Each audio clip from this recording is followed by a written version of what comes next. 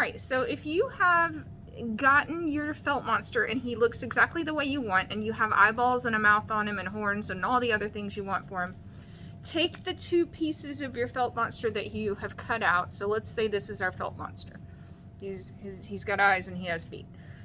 So take your pieces that you've cut out and then pin those together. Let me do that real quick. I'm going to use a couple of pins. Mine's really small, but I'm going to pin them together like that. And I'm going to do one more. This keeps him from moving around while you're trying to stitch him up, because he's a monster and he'll try to wriggle out of your fingers. So there we go. So now he's got 2 pins in him, and that just makes it easy for us to stitch him together. We're going to stitch him all the way around the outside. However, we're going to leave a hole so that we can put some stuffing in there when we're done, okay?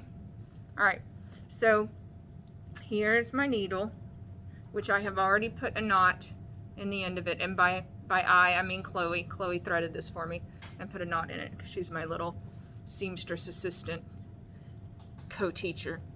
So I'm going to start from the inside of my monster. That way the tail of this thread can be stuck into his body. You see what I mean?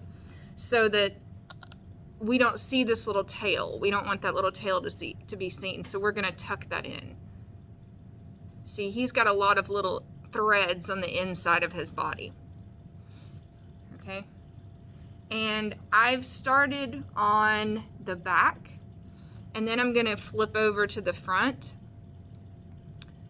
and I'm going to go about a 1/4 inch from the edge so that I've got a stitch on the back that loops around the edge to a stitch on the front. So see, now I've got a little stitch there. And then I'm just going to go back to the front and stitch it again. And I'm just going to keep doing that. So I'm going to go back to the front again and put another stitch in.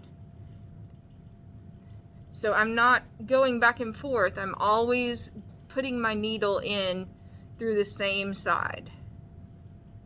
You see that? And that is just stitching the 2 pieces, the 2 sides together. And I'm going to do that all the way around, but leave myself maybe 2 inches of space. 2 inches of space at the end, so I've got enough room to stuff some poly stuffing in.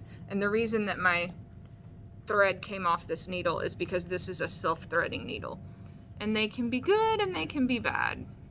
Sorry. That's okay. They have their good points and they have their bad points. The good thing is they're easy to thread, and of course the bad thing is they come unthreaded sometimes. There we go. See? Back in. So yeah, so you should end up with a stitch that looks like this. And you just do that all the way around. And normally that is not the type of stitch we would use in stitching something up or hemming it, but it's a really good stitch for your felt monster because it makes him look kind of, you know, kind of sewn together, kind of Frankenstein-y, you know, like he's been stitched up together, so it makes him look nice and spooky. So yeah, just do that all the way around and leave yourself a couple of inches to stuff some stuffing in, and then we'll finish sewing him up. Okay?